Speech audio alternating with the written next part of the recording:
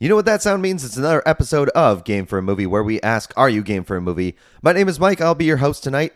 I have got a bad romantic comedy just in time for Valentine's Day for all you lovers out there. This is one, according to Rotten Tomatoes, that is one of the worst rom-coms of all time. I'm pretty sure on that list it is like 7th or 8th on the list because it does sit at a 9% critic score on Rotten Tomatoes. But of course, we will dive into the details of that shortly. We got to start with what we are drinking.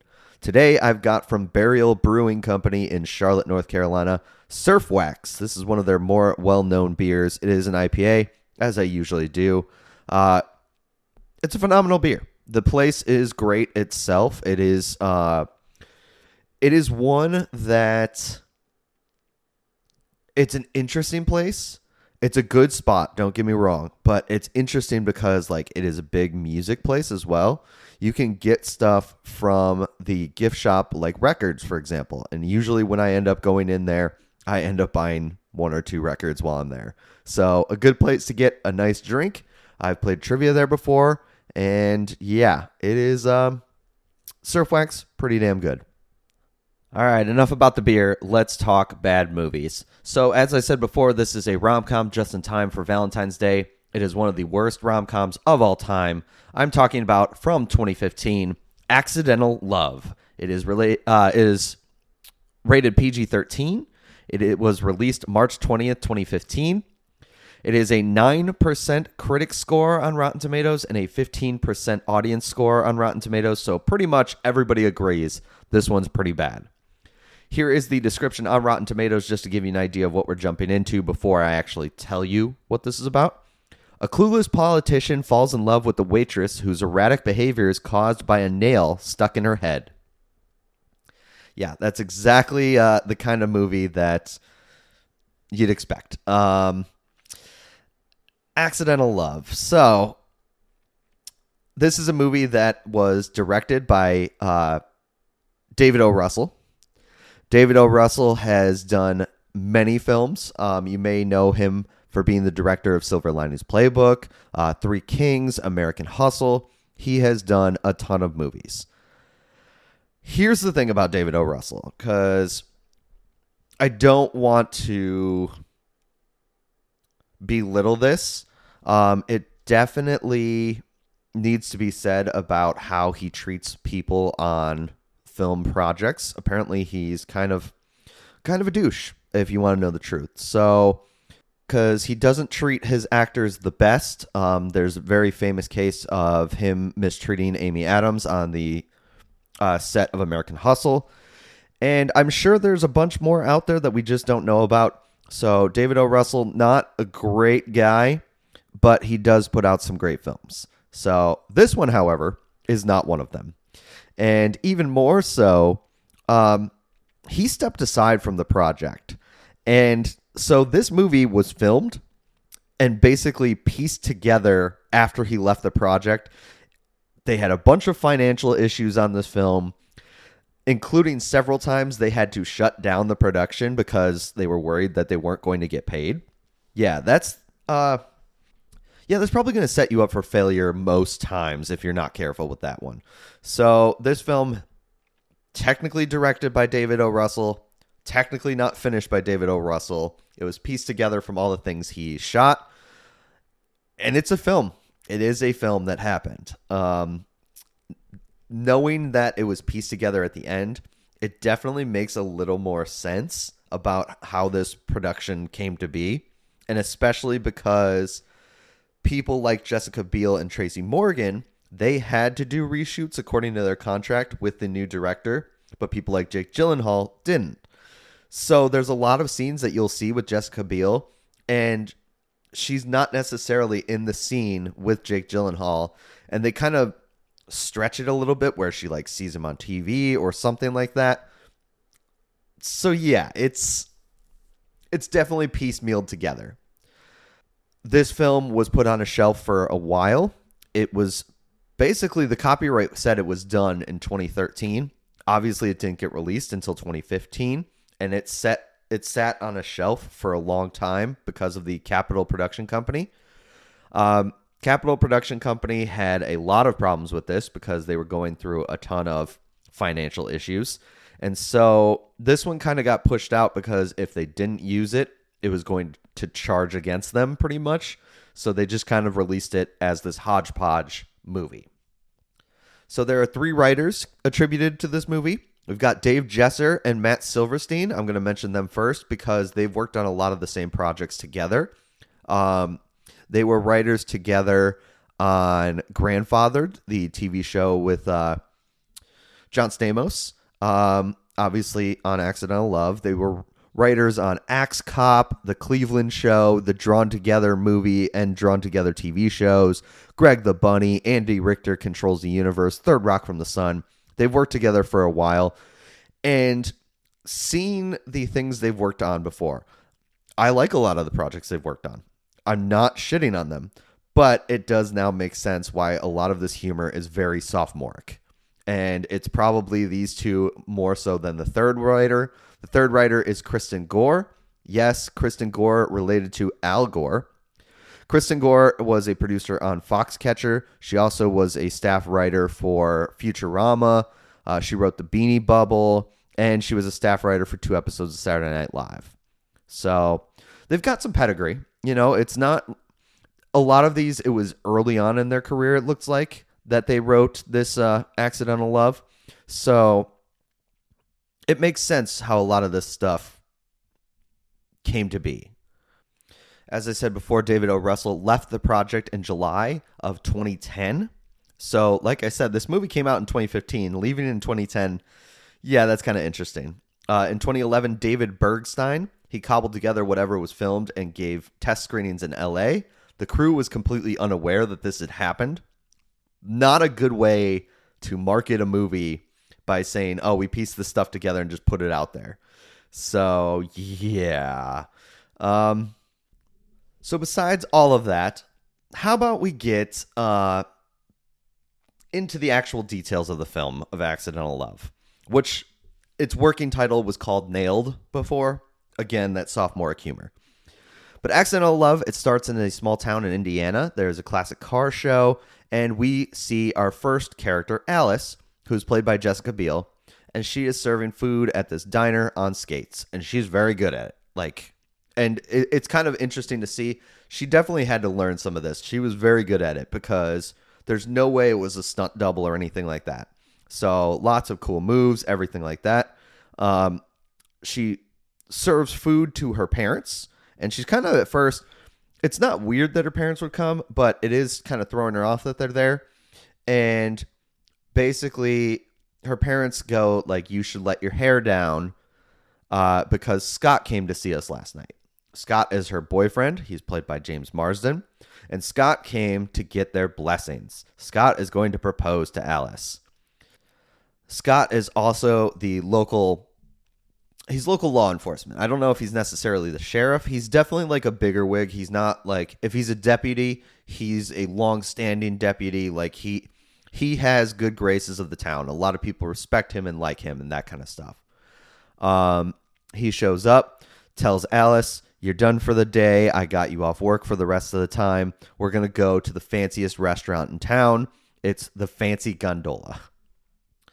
So as they're sitting down to dinner, he starts going on this speech, talking about how they've been dating for 8 months, and they're fixing the Fancy Gondola at the same time. There's a guy up on a ladder that's using a nail gun to nail this gondola and fix it. And it's right above their table pretty much. Well, Scott is kind of like upset about it, but at the same time, he powers through and he proposes. And of course, Alice says yes. And this is about the time when the guy falls off the ladder and shoots the nail gun straight into Alice's head. Immediately, we are at the hospital and they are looking at it and they are getting ready for surgery. They're going to remove it and everything like that.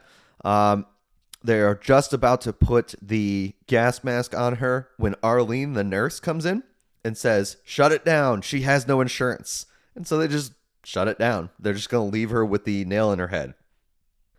One of the doctors is Bill Hader. And this is definitely a funny role to see him in because it's just kind of a Bill Hader role, you know? Not saying that as a bad thing. It's just Bill Hader being Bill Hader. So they're talking about all of the things that they could do because of the nail in her head. And because she doesn't have insurance, they won't do it. And she can't afford it. But if she gets married, she'll be on Scott's insurance. So that could help, right? Well, because it happened before they were married, that is a pre-existing condition, so they won't cover it. So this becomes like the catalyst of events for the rest of the movie. So now she has this nail in her head. She can't get it out because she can't afford insurance. And if she jumps on Scott's insurance, it's a pre-existing condition, so it won't be covered. So they're also talking, the two doctors, about the nail could either cause her to lose motor control. And Scott's was like, I'm not here for this if you lose motor control. Or it could increase her inhibitions, which might be good for sex. And as soon as that happens, Scott's like, well, I'm back in. Yeah. And Alice kind of is like, yeah, maybe I can finally have an orgasm. It goes for a high five. And Scott definitely is embarrassed by this at this point. One of the things that happened at the dinner is the engagement ring was a little small. And so as things are getting explained by the docs, Scott kind of takes the engagement ring and he's like claiming, oh, it needs to be resized anyway. But you can tell he's kind of getting cold feet about this whole thing. He wants to make sure, like, one way or the other, if it's not going to be good for him, he's going to get out of this. So he's got the engagement ring just in case he can say, oh, I didn't really propose to you. You don't even have the engagement ring. And the parents show up. They've been called by Scott, and they don't have any money either. It's not like they can just pay for it, well, especially because this is supposed to be like hundreds of thousands of dollars. So they decide what else to do. They're going to do a fundraiser. This introduces us to our other characters. One is Aunt Rita, who is played by Kirstie Alley. Kirstie Alley / Aunt Rita is like constantly touching her soft spot around the nail. We also have Kurt Fuller in this movie. Kurt Fuller, if you don't know who Kurt Fuller is, you do, but you just don't recognize that name. He is definitely the king of somebody that would be like, you just don't recognize them from the name, but you definitely have seen a movie with them. Kurt Fuller has been in things like he was in Ghostbusters 2. He was in The Running Man. He's been in a bunch of TV shows. I'm trying to think what's the most well-known thing he's been in, because he definitely has been in a lot of things. One of the big things he was big in was Psych. He was in 33 episodes of that. He was coroner and chief. And he's been in a bunch of TV shows and stuff like that. You definitely have seen him before. You'd recognize him from something. Because honestly, if you look at his IMDb page, pretty much every TV show that's happened in the last 20 years, he's been in an episode at least. He's kind of balding. He plays Reverend Norm. So Kurt Fuller, you don't recognize the name. You've definitely seen him before. He plays Reverend Norm. Reverend Norm shows up with his own medical issue, which is an unending boner because of a super pill. And this is all revealed by Keyshawn. Keyshawn is like Keyshawn's another guy that's kind of like struggling with his own health issues, but he also is kind of getting back on his feet by help of the Reverend Norm. We don't know his deal yet. We just know he has some kind of problems, and he is played by Tracy Morgan. And yes, Tracy Morgan. Obviously, at this fundraiser too is Scott and Alice's coworker. Alice's coworker is definitely hitting on Scott, like full out hitting on him. That is Brenda. Brenda definitely has the hots for Scott, but Scott is with Alice. Now, he's not necessarily saying no because who knows what his deal with Alice is right now. So this kind of introduces all of our characters that we care about so far. And at the end of the fundraiser, they have $6. So they come up with a plan basically that they were just going to work and save. And they can't because Alice just got fired from her job because she got into a fit of rage, which they told her might happen because of this nail. They also told her that she might start speaking a weird language or something like that. And it turns out she had a Portuguese nanny when she was young, so she speaks Portuguese every now and then in this film. Yeah. So as they're talking about this, obviously they can't work and save because Alice doesn't work anymore. But Aunt Rita, of all people, who is a vet, offers to take the nail out. And mind you, as she's doing this, it's not in a clean, pristine surgery room. This is in their house on the couch, and she is drinking and smoking while she is preparing to pull this nail out. She does lose grip of the nail, and now it's just like embedded in there. She can't get to it anymore. And Alice is, of course, going through emotions like anger, fear, that kind of stuff. She is absolutely just losing it. And Scott sees what's going on, and so he's just like, nope, I'm out. I'm done. I can't do this anymore. I'm out. So there goes her engagement. Alice is no longer engaged to Scott. They're no longer together. She no longer works. She has this nail in her head that she can't afford to get rid of. Who knows? It might get further dug in there and cause worse problems. So it flashes to 3 weeks later, and Alice is staying with her parents, and Reverend Norm and Keyshawn stop by, and we learn a little about Keyshawn's issue. So to impress somebody, Keyshawn became a weightlifter and was attempting like this world record deadlift. And so Alice just assumes, oh, it didn't go well, like you threw out your back or something like that. He goes, no, I got the record, but I also learned what a prolapsed anus is. So we've got 3 big medical issues right now. We've got nail in head, unending boner because of a super Viagra pill, and a prolapsed anus. Remember how I said the humor in this movie is kind of sophomoric? Yeah, about that. So basically, they are talking with Alice, and she's just a wreck. And she's watching something scary on TV. So her dad decides to switch the channel so that, just to not have her in this place that she's in. And it happens to be a commercial with a politician, this young politician, who says he can help you. If you have questions, he's willing to answer them for you. This politician is Norman Birdwell, and he is played by Jake Gyllenhaal. So because of this ad, Alice has her plan now. She's going to go to Washington. She's going to meet him, talk to him, and hopefully get her stuff taken care of. Because this is the guy, for whatever reason she believes he has a trustworthy face, he's going to be able to help her. Well, her parents, of course, are just like, no, you can't go to Washington. But Reverend Norm and Keyshawn also are like, hey, we can get our problems fixed too, maybe. We'll go with you. So this is our ragtag group. They're all going to Washington to talk to Norman Birdwell and hopefully get their problems fixed. So they all hop in the van that the Reverend has, and they drive from the small Indiana town all the way to Washington. We don't get like the whole montage of what they're doing or anything like that. Probably was on the cutting room floor, and this is just what they pieced together. They all get there, they walk into the Capitol, and Alice gets stopped at the metal detector. And at first you're like, oh, it's her nail. No, she has an unloaded nail gun that she just walks in with. And mind you, this is the Capitol. That's a fucking weapon. Like, I don't care if it's unloaded or not. And they just laugh it off. They're just like, oh, it's fine. She's going to show this to Norman Birdwell, to Howard Birdwell, to show him what happened to her and why she needs help. This also leads Keyshawn to meet Rakisha. Rakisha is the security guard. And basically, really quick, he hits it off with her, and they go out to dinner. She just leaves work at the Capitol as a security officer, and Keyshawn, who just drove from Indiana to Washington to meet this, this politician, he's gone now. He's going to take the security guard to dinner. So they get to the office of Howard Birdwell, and basically the assistant is like, no, you can't see him. He's very busy. And walking in at the same time is Pam Henry Hendrickson. Yes, her name is Pam Henry. They call her Pam Henry a lot. She is played by Catherine Keener. She is a representative. She's been in the business for a while.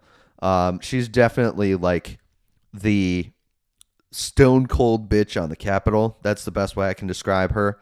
She means business, and she has Howard in her pocket, the young gun that she's like grooming to be the next big senator as long as he stays with her. Or not senator, but representative. You know what I mean. Catherine Keener has been in such films as The 40-Year-Old Virgin, Capote, Being John Malkovich, Joker Folie à Deux, Get Out, The Adam Project. You have seen her in a ton of stuff, and you definitely know her, especially if you've seen the movie Get Out. She is the mom who does the brainwashing. She is Missy Armitage. And spoiler alert for Get Out, if you haven't seen it, that movie's from 2017, so get over it if I just ruined something for you. So Pam Henry, the representative, she is also known as the Lady Astronaut. She wants to build a base on the moon to protect the country. Basically, they can protect for the future because they have this moon base, and that is the big deal. And this is when it kind of like, they say this movie is kind of a satire.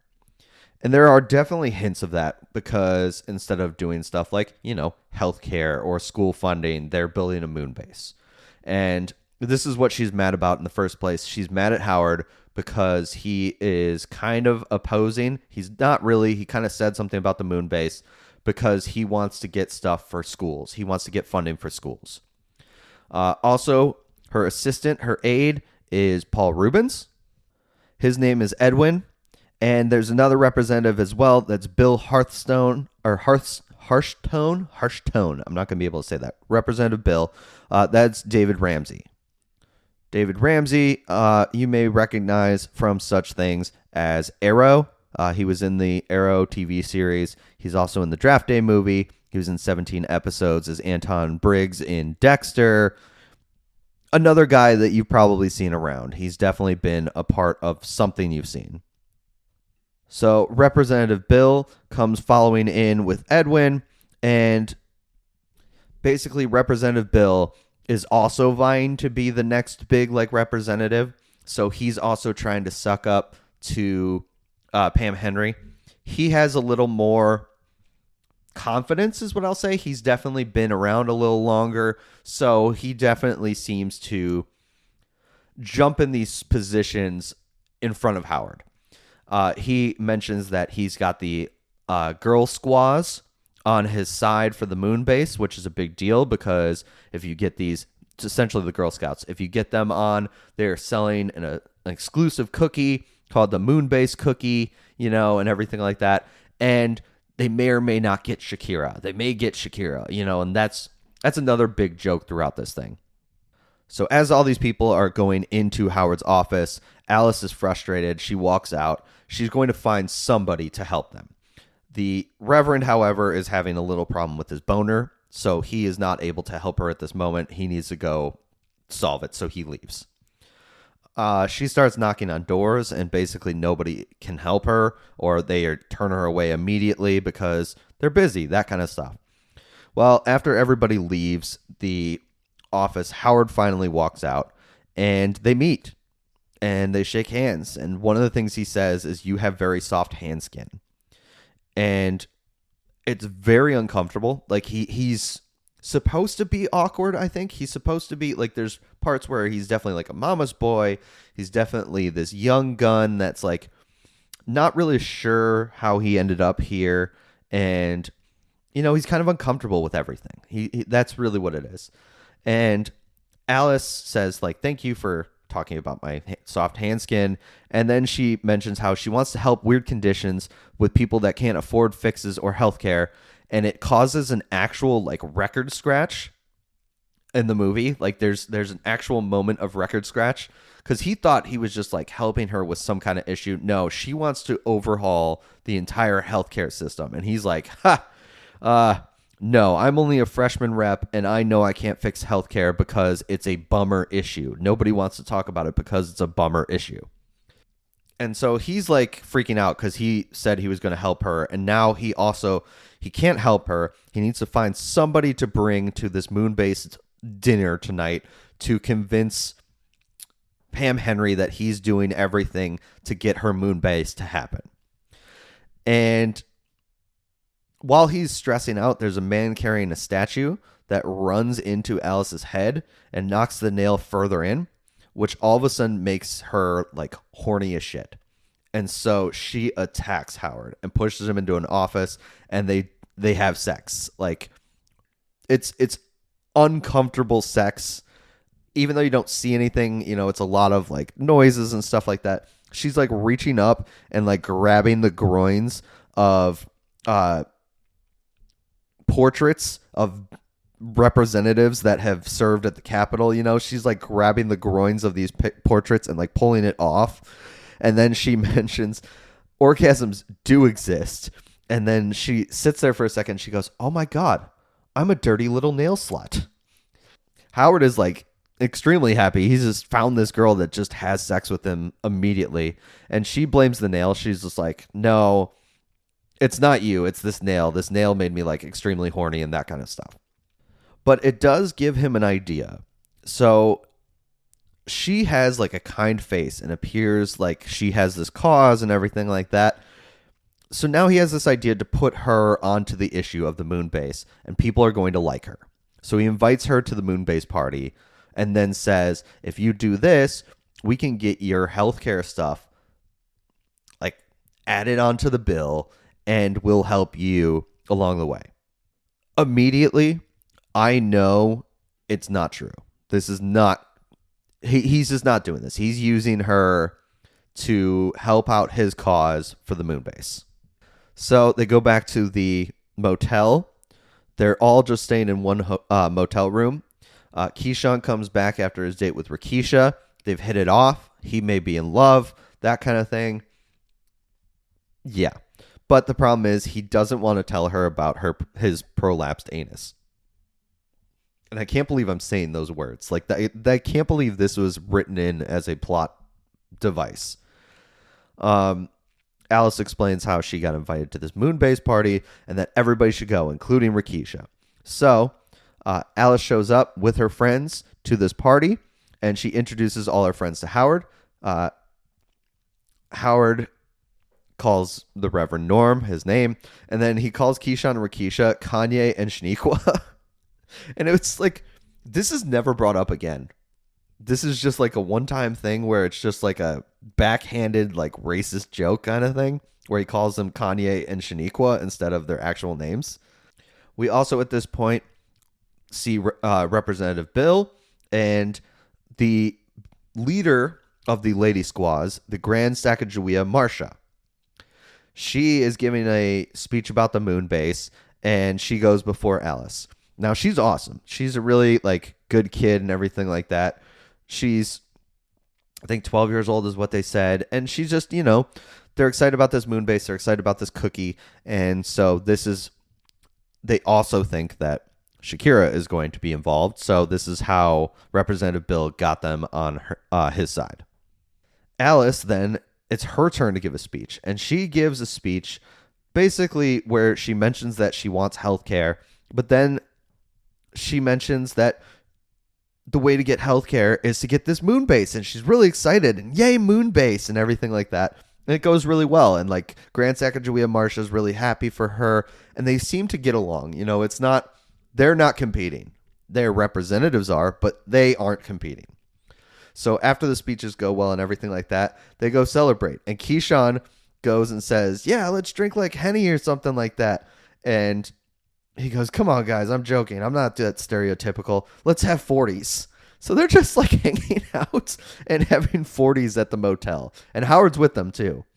And as they're hanging out, the Speaker of the House emails Howard, and he wants to meet Alice because she got a big chunk of people to be excited about this moon base. It looks like it's going to pass. Well, now they're really excited. So Keyshawn suggests they all go to Benihana's. Well, him, Rakisha, and Reverend Norm all go to Benihana's, but Howard and Alice stay behind. And at first, like this scene, it makes it seem like they're having sex again. No, they're jumping on the bed. They're just jumping on the bed. I don't know why.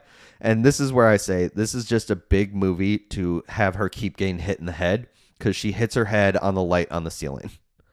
And so now they're sitting down and they're talking back and forth, and they're having a heart-to-heart. And, it's kind of, Howard kind of lets his guard down a little bit, and so does Alice, but Howard definitely is letting his guard down a little bit, where he says he never really wanted to be a congressman. He wanted to be a forest ranger. And he starts like crying and everything like that. And, it's kind of a nice moment. And then he ruins it by saying, "It feels good to cry, like a fantastic number two." Moment ruined. So we can see at this point there's a connection happening between them, and they think they can actually change things for good. Like, he actually is starting to think, maybe I do something to try to get like healthcare tacked on. So, it's becoming like, oh, they're going to work together and that kind of thing. And this is the part where I say, rom-coms.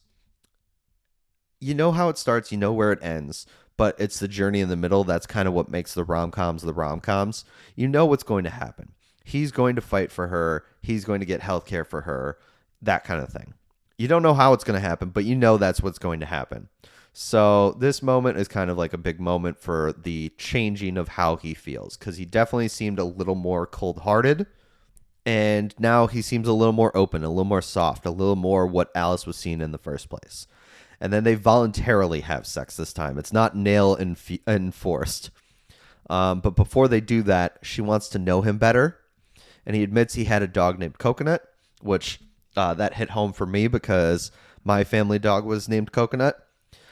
And so, yeah, they voluntarily have sex. And I don't know where the rest of the people stayed, because they were all staying in one motel room, I thought.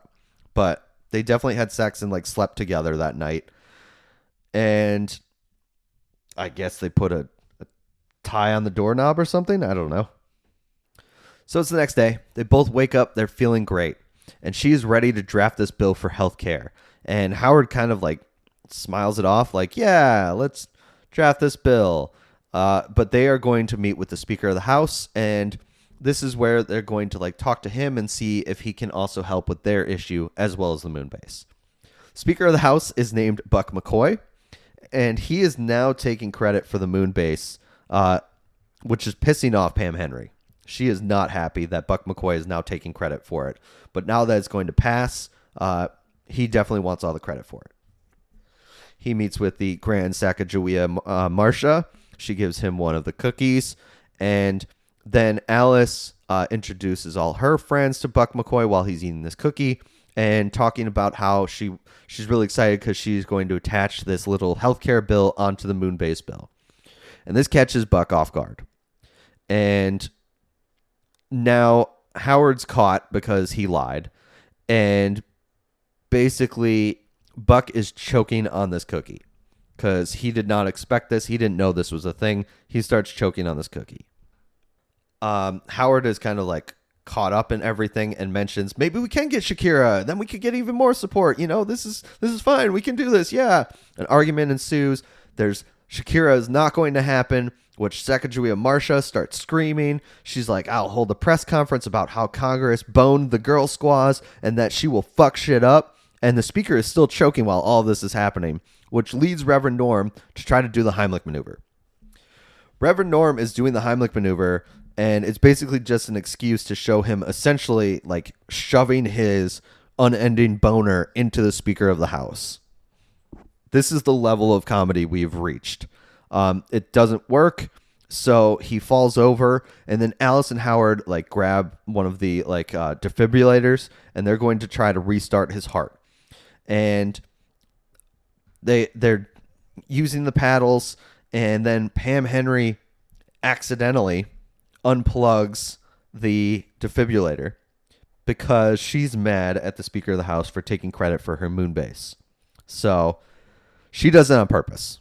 It's not accidental. That's in quotation marks. And Edwin, the assistant, sees her do it and knows that she let him die. So yeah, Buck McCoy's dead. There you go. The Speaker of the House, he's dead. He died from a Heimlich of an unending boner on a reverend. He died because Pam Henry let him, and he died choking on a Girl Scout cookie for the moon base that they're now pissed about because they did this cookie because they thought Shakira was going to be showing up, and now Shakira is probably not showing up. Yeah. This is a hell of a story right here. Like, I don't know if it feels crazy. It's because it is crazy. But So now that Alice's best options to get this bill passed, now that he's dead, we're going to take a quick break. And we're going to give a shout out to our friends who guessed the bad movie. Normally on these bad movie guessing games, I expect to give at least 2 hints before somebody gets it. No, we just needed 1 hint, and it is our friends at Doom Generation Podcast. We've played their promo before. We love them to death. Honestly, I can't say enough about them. They are absolutely fantastic. Doom Generation Podcast, you can follow them at DoomGenPod on Twitter/X/whatever the fuck we're calling it. Let the Dames of Doom take you on a hilarious and raunchy journey through the movies that doomed them. They just released an episode 2 days ago. It is In the Mouth of Madness. And yeah, I can't wait to listen to it. I haven't yet just because I've been watching the bad movie myself and recording. But it's always a good time with the Doom Generation Podcast. Every single time that they answer and they get it correct, it's easy for me to sell their podcast because I just enjoy their podcast. So, yeah. Doom Generation Podcast, here is your promo. I know if you're a normal listener of the show, you've heard this before. Trust me, it's still worth listening to every single time. Doom Generation Podcast, here you go. What was that laugh? I asked myself. I'm trying to recreate that as much as possible. I don't think I've ever laughed like that in my life. That was new. What is that? This is my new laugh for 2024. New year, new laugh. We have a spanking new podcast for your ear holes called Doom Generation. Available on Spotify and Apple Podcasts. Later, Doomers. Thank you to our friends at Doom Generation Podcast, the Dames of Doom, as they like to be called. If you would like your promo or a shout out in the episode, all you got to do is jump on Twitter/X, follow us there. We do a bad movie guessing game before each bad movie episode. I try to release one every other week. So our next one coming up, who knows? You may be able to get a shout out on that one or your promo played. Definitely take a guess. You can look up answers. There's no wrong way to try to get your promo or a shout out in this episode. The only wrong way is to bribe me, and I'm not going to let that happen again. No, I'm not going to let that happen. Sorry. Yes. Okay, so Buck McCoy's dead. We go to the funeral. It is a big deal because the Speaker of the House is dead. So the funeral is playing on TV, and we see back in Indiana, Scott is watching the funeral, and he sees that Alice is there. Also, Brenda has slept over, and yes, that is Alice's coworker, Brenda. She is sleeping with Scott. But Scott is like, I'm not over Alice. There's still like a 60% chance that everything could go well. I need to go to Washington and find her. So at this funeral, Alice is sitting with her friends, and Pam Henry is behind everything. She gets to read the eulogy because she is now the Speaker of the House, taking over for Buck McCoy, and because apparently she knew him so well. Well, Edwin, the assistant, shows up and basically says, I know what you did. I'm going to keep it secret for now, but just know I know what you did. Howard also shows up after Edwin walks away and talks to Pam Henry, basically saying that he feels bad about what happened and everything like that. He didn't mean to kill him. And Pam Henry kind of like says, oh, if the system didn't malfunction, he would still be alive and everything like that. All I need you to do now is go make those people disappear. Because if they're around, they're still going to be pushing this healthcare option. No, we just need this moon base to pass. So Howard goes and like sits in the pew with them, kind of pushing them over to talk to Alice. And he offers her his surgery voucher to get the nail out. But she's kind of like, no, I'm not taking your surgery voucher because I'm here to help my friends too. Like, I don't want this to just be for me. Yes, that is a big thing, and that is something that can help her. But if it doesn't help her friends, she doesn't want it. Howard's basically like, you can't do anything though now. Like, Buck McCoy's dead, and if you kill this moon base bill, we're not going to be able to have a bill to attach anything to. And she goes, I've got this. I know what I'm going to do. And she stands up and she goes to the grieving widow, giving her a hug and saying, oh, I was with Congressman McCoy, and I can tell exactly who he was to everybody. And Pam Henry's just like, no, that's my job. And the widow, you can tell, is done with Pam Henry's shit. So she says, no, Alice, go ahead, and lets her speak. And Pam Henry is just like stuck next to the widow trying to like save face, but at the same time, it's very uncomfortable.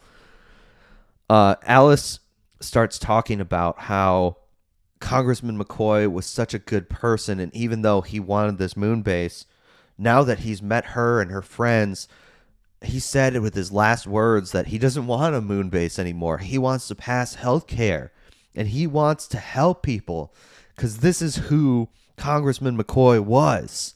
And like everybody gets really excited about it, and basically she's now turned it to a healthcare bill instead of a moon-based bill, and a lot of people seem for it. So it's a big deal now because she's kind of got the momentum on her side. And as she's leaving, like the press hound her and start talking to her about like, what else did he say? Did he say stuff about like medicinal marijuana? Did he say stuff about like freeing people from prison? And she goes, oh no, he just said the healthcare stuff. Well, maybe the medicinal marijuana. I don't know. I don't remember. I may get back to you on that. And then she like walks off to another room with her friends.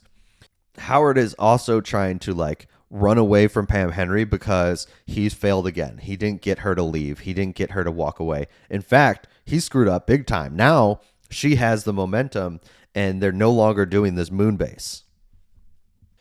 So Alice catches up to Howard and they start getting into an argument about who is the better liar. And then they admit they kind of may love each other. This is random because each one is kind of like backstabbing the other a lot in this. Like Howard's definitely playing Alice for the most part. And Alice is just kind of using him to get her way as well. Now her way is seen as the good way, and rightfully so, because all she's trying to do is get healthcare for people. But it's very strange how they're like manipulating each other and yet they may love each other. Pam Henry opens the door of the room they're all in, and she is so pissed at all of them. So Howard jumps out a window to run away. And then it goes to another scene where the girl squaws are all meeting, and they welcome Alice and her friends to their cause. And they start selling like Alice nail cookies to raise money for healthcare and everything. They do viral videos about healthcare and how that's more important than the moon base. And so Pam Henry is just, she's beside herself. Now the girl squaws are involved. Alice has got them on her side. And like, how can you disagree with like Girl Scouts? They're so innocent and everything like that. Well, as she's watching this viral video, at one point, Grand Sacagawea Marcia grabs the hand of one of the girls. And so Pam Henry now has something to use against them. And so she tries to fearmonger that the bill is being led by lesbians because these two girls held hands in this viral video. Holy shit, this took a turn. And like Grand Sacagawea Marcia is so sad about this. She goes, I don't even know I was a lesbian. Like, I don't know what's going on. And nobody can point out that it's Pam Henry who did this. They just kind of like, it just kind of happened. And she's just using it saying, well, you know, I would love to support this bill, but I am a staunch defender of like males and female marriage. And I can't if it's run by lesbians, you know, and gain her fan base and everything like that. Also, these lady squaws or the girl squaws are now camping in front of the Capitol, and Hearthstone Representative Bill, I can't say his last name. Representative Bill has released like poison oak spray on this, so they just literally are evil. They put poison oak spray. They're attacking this girl because she may or may not be gay, but she really isn't because it just was a moment where she just grabbed a hand of a girl, and like the media shows up and they're asking Marcia to share the tragic story of her gayness. Like they full send on the gay narrative all of a sudden here, and how it's bad and blah, blah, blah. And it's just kind of, God damn, like where'd this movie go? Like why'd it go down this road? But like I said before, Pam Henry is kind of using this to her advantage. She's just like, how dare you say anything about a 9-year-old girl? How do you attack her or anything like that? But then she also talks down about gay people at the same time. So I don't know.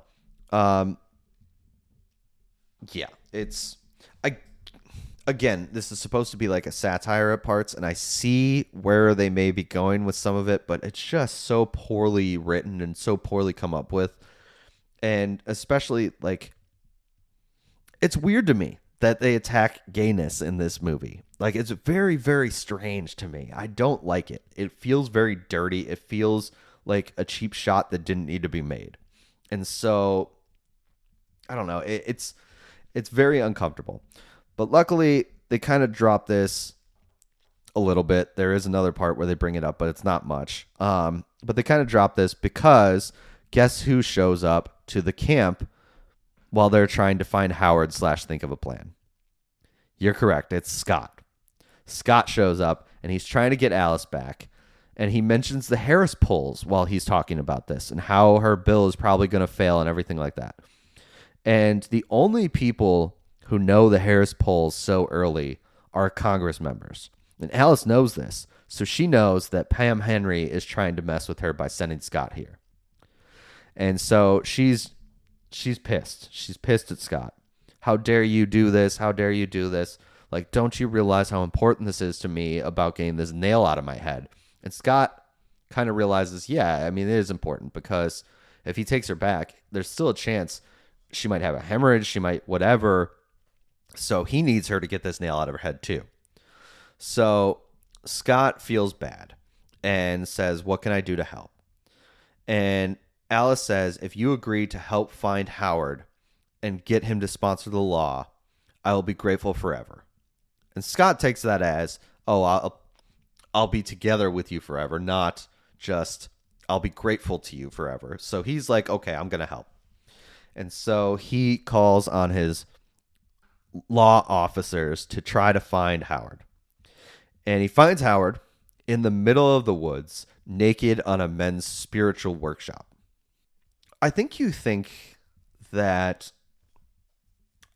I thought something completely different right now and was on a completely different movie. No, I'm not. I'm going to read that again. He finds Howard in the middle of the woods, naked on a men's spiritual workshop. Basically, Howard has found this group and he needs to find his core, or his manhood really is what the joke is. He needs to find his core on this retreat. And it's like this weird Fight Club thing where he needs to fight people to get to his core. Scott convinces Howard just to like stop fighting people and grab his core. And so he does. And he grabs 2 of them. And they just let him walk away. He didn't need to fight these guys. And this core, he grabs 2 of them.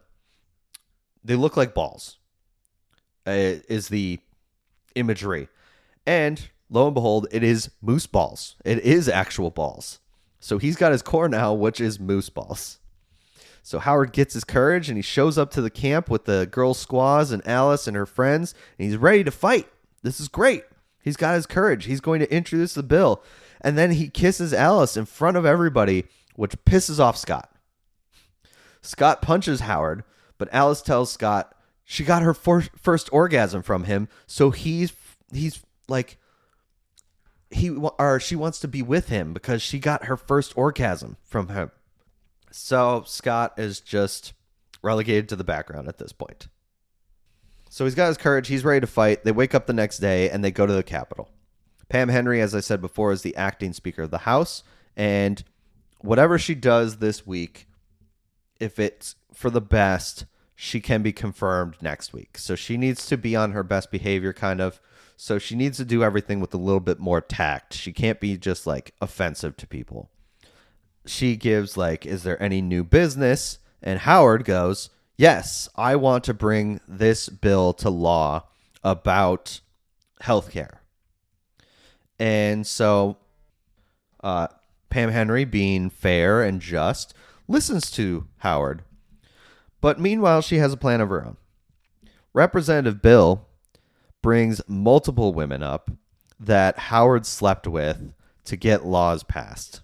Basically, they would sleep with him if he agreed to pass these laws.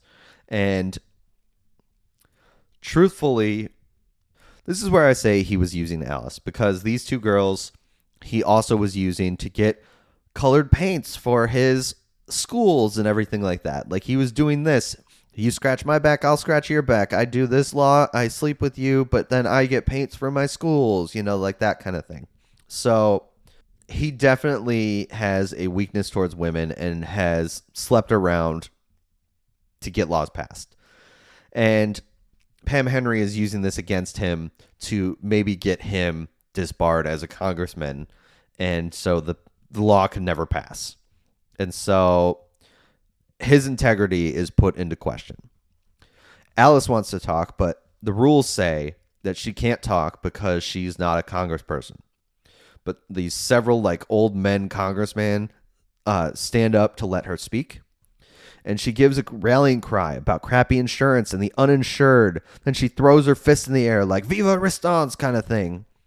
And yeah, everybody's so excited, and they all feel it. You can feel the energy and everything like that. And so after the speech, they vote on the issue. It's 294 to 6 in favor of not healthcare. Remember, nobody likes healthcare. And so after giving this impassioned speech, the nails getting to her, and so Alice passes out. Pam Henry rushes down the aisle to take a photo op with her, and she says to the cameras as they're taking this picture, she cares about everyone even though they have their differences, and it's a really good photo option. So Alice's bill is lost. Keyshawn reveals to Rakisha about his prolapsed anus, which causes her to break up with him. And Reverend Norm is starting to question his faith because he thought they were on this trip of faith and everything was going to go well. He was hoping Keyshawn and Rakisha, they were doing well, but she can't deal with the fact he has a prolapsed anus, and that's why he's been with this crew. And then Alice's bill is down. And so Norm thought they was just going to happen. Alice still believes there's a chance. She believes in Howard. She believes he can figure out something. So as she's lifted up off the ground to her feet, she sees Howard shake hands with Edwin. And she knows he's back to his old ways. Now he's in the fold. And so Howard's just not gonna help anymore. It seems like they're done. So Edwin goes up to Pam Henry and Representative Bill, basically saying that Howard is going to be a lackey in their pocket. He's going to do what they want him to do. And so Pam Henry gives Howard a chance to speak. And he goes and says basically I have a weakness for women. I'm sorry about that. But I'm back with my party and I want to get this moon base going. And so Alice is pissed. She is pissed. So she leaves. And they're going to head back home. So they go to the motel and they're packing, and it's a somber mood, They've lost and they feel broken, and they don't know where to go from here. And Keyshawn turns on the TV as they're packing to leave. And this leads to news position, which is the worst way to end a movie, I think, in my mind. But, that's what they do. It's revealed that Howard attached a rider to the Moonbase bill. And there also was a bill about renaming the gymnasium to named after Buck McCoy in his honor. And basically this rider, it gets her and her friends health care for free. And Pam Henry didn't read that rider because her assistant, her aide, didn't read it for her because he's trying to screw her over. And so she has to now deal with the repercussions of the fact that 4 people got health care out of nowhere, and it's all covered by the government. It's all covered. And basically the news is interviewing Howard and saying about how it was a good cause and everything like that, but now he's seen as a pariah and he's basically going to get voted out as a congressman. Nobody can trust him anymore. And what he did broke all these rules. But he's just like, it was a good cause. And I'm very happy. I want to tell Alice. That's why I'm outside of her motel right now. And Alice is like, what? Like opens the door, runs to him, and kisses him on camera. And at the same time, Rakisha, she gets back with Keyshawn as well. She feels bad, and now he can get his prolapsed anus fixed so they can be together again. And so the end of this is a wedding. So it's Rakisha and Keyshawn's wedding. Brenda and Scott are together. Reverend Norm, he's happy because his pants fit again, which he announces to the entire wedding group or wedding party. And it's a mandatory wedding dance scene during the credits. Yay! Everybody's happy. And mid-credits, Alice gets to make a speech about like how they went all this way and they got everything they wanted and how great it is that everything worked out in their favor. And as she's doing this, she gets hit in the eye with a champagne cork. And the joke is that, oh, now she needs to go get her eye fixed. Accidental love too. Accidentally loved harder. So that's a bad movie. That is the rom-com Accidental Love. I can go a lot of ways with this one. So first off, I'm going to give you the rating I'm going to give this movie. It is definitely a 0.5 out of 5. Like 0.5 nail guns fixing a gondola. Yeah, so I'm giving it a 0.5 because it's definitely apparent now. I didn't know this when I was watching it, so I really didn't have any clue that this was pieced together after like everything had been shot and filmed and everything like that. But now it makes complete sense, and it definitely feels like a movie that was pieced together. I think, honestly, I would have probably had a worse rating for it if I didn't know that. Now that I know that, I think they did the best they could with this product, which was not very good. I wish they would have gone more into the political satire.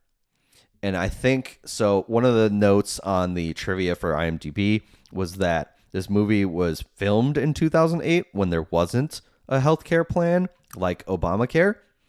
And so when this movie got released, it kind of was moot. Like there was no point to it anymore because Obamacare was out there and this no longer meant anything. So they kind of went more into the rom-com side of things. Now, I think this movie was still cut with that in mind, like the political satire and everything like that. I wish they would have leaned more into that, though. I think this could have been a better movie that way. The romance felt way too like rushed together because in the very beginning, the first time they see each other, they have sex. Okay, great, fine, whatever. Good for you. You know, it's weird, but good for you. But they constantly are trying to screw each other over, and they never write a good reason why these two would be happy together. I think constantly for the rest of their lives, they're just going to be screwing each other over. Who knows? Because Howard's no longer going to be a congressman, but it does feel like they're just constantly going to be screwing each other over their entire lives. It also is very weird, the whole Scott thing and how he just ends up with with Alice's coworker Brenda, and we're just supposed to be happy for that. And Rakisha just, oh, now that you got fixed, cool, I'll be with you now.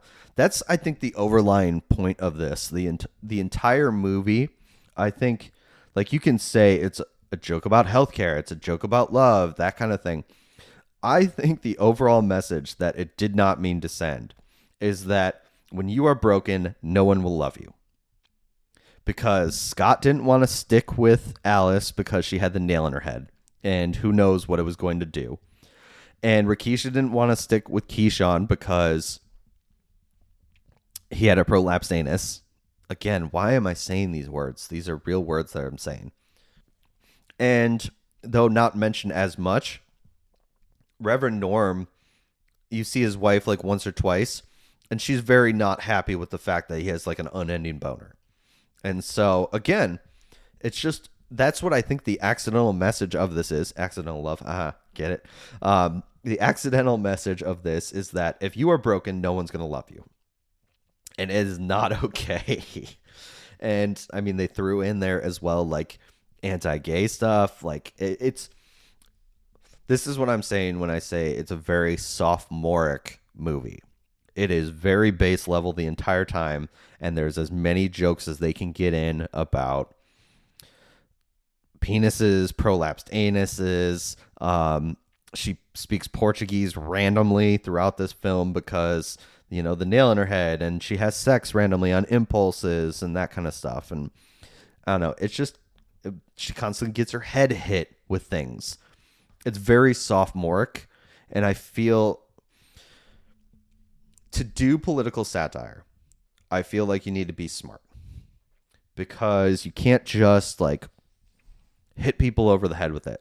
I actually thought it was hysterical that they were going for a moon base the entire time. I thought that was hysterical because that's the kind of thing that I think works with political satire. It's like, oh, we could do healthcare for everybody, but moon base. Look at moon base. Yes, this is great. Moon base. So I think that was very well thought out. But then the rest of this movie is not at all. Like it's, I don't know. The fact that there's moose balls for your core, like getting your balls back, and it's just this like men's retreat in the middle of the woods that they're naked and fighting in. Where did that come from? And it's all of a 5-minute scene, not even. And I don't think it needed to happen at all. I just think, oh, we found Howard. He was cowering somewhere. You know, he was laying low. No, he was getting his balls back in the middle of the woods. That's what I say when you're smart and do political satire and it's not beat you over the head with it. I think it's very well done. The thing is, this movie, they beat you over the head with it. Just absolutely destroy you over the head with the fact, oh, we're going to talk about political satire and the fact that, oh, nobody wants to do healthcare. And like, I don't know, it's not funny when you've done so many jokes to throw it under the bus. Like, I think you could have had a very, I don't know, not a very smart movie. I think you could have had a better movie for sure that had better written plot lines and stuff. And obviously, I'm talking about a pieced together movie of what they just filmed and everything like that. There could be a great movie on the cutting room floor, or if they would have had the money and didn't have to stop down numerous times, I think there could have been a better movie here. Because of the stop downs, because the director left, because they pieced it together, what have you, I think that's what makes this movie fail. However, they also filmed this movie in 2008. The director left in 2010, and this movie didn't get released until 2015. You had plenty of time. Like, nobody was clamoring for this movie that they needed it out immediately. You could have taken your time, made something better with it. I know you wouldn't have your full cast because the only ones still under contract were Jessica Biel and Tracy Morgan. But at the same time, I mean, if you would have written a better movie, they would have wanted to stay. I think Jake Gyllenhaal, he likes a good movie. I don't know. I could be completely making this up because I don't know the guy personally. But I think he likes a good movie, like if it's well written and everything like that. And of course, if he gets paid. But if you could guarantee he got paid and you wrote a better script for this, I think he would have stayed on this movie, done some reshoots, and you could have had a better movie out there. Maybe I'm wrong. And that's full well could be the case. I could be very wrong. But I think that if you would have taken the time, rewrote it, you know, tried to get a better movie, tried to get a better political satire out there, who knows where this movie could have gone. It could have been one of the better rom-coms out there. Instead, it's one of the worst ones of all time. And of course, we had to cover it on the show. So, yeah. 0.5 nails out of a nail gun going into a gondola out of 5. Star-studded cast that was wasted, I think. I mean, basically every single big character you knew from something, somewhere, somehow. I think making somebody like Jake Gyllenhaal like a coward, I think you wasted his potential. I think you could have definitely gone a little more Nightcrawler route where he's a little cocky, conceited, that kind of thing. I think that would have been fun to see. Jessica Biel, she felt like a joke the whole time, and it's not her fault. I think it's totally the writing, 100%. Like, I don't want it to seem like I'm shitting on her. I think it's 100% the writing, where she just was constantly told to speak Portuguese, joke about the nail in her head, or get hit in the head with something. So, that feels a little on the nose with that. The only one that I think was good in this, that like knew the role and played it well, that it wasn't written as a complete joke, was probably Catherine Keener. She was probably the best role of this because she just got to be evil. Like, she got to be conniving. She got to be that kind of stuff. And I think she did a very good job devouring that. So, yeah. So, yeah, I'm very glad I went the high road and went the nails instead of, I did think at one point when I was thinking of my rating, a 0.5 prolapsed anuses out of 5. So, yeah, went the high road and still got it anyway. But yeah, that was Accidental Love, bad rom-com for Valentine's Day. I hope you enjoyed listening to the Game for a Movie podcast. I have something big in the works. I really hope it happens. Our next episode could be something huge. I am really, really excited about it. So it's looking positive. Hopefully it's going to happen. February 17th. Mark it on your calendars. Hopefully there is going to be a big episode of the Game for a Movie podcast coming your way. Make sure that you are liking and sharing with your friends and everything like that. Follow us on all the things at Game for a Movie. We really appreciate it. I send out every single episode, and once a month I send out a newsletter. The last one was really fun. So if you want to sign up for that, message me on Twitter, X, whatever, or Instagram, whatever you want. Message me. I will be happy to sign you up for the newsletter if you would like that. Just so you can stay in the know about what we are doing and everything like that. And trust me, this next episode, you are not going to want to miss it if it does go the way I want it to. I am very excited, and I hope this goes the way I want it to. So yeah, that is Mike for the Game for a Movie podcast, where we ask, are you game for a movie? I'll see you next time, and hopefully we nailed it on this episode. Bye.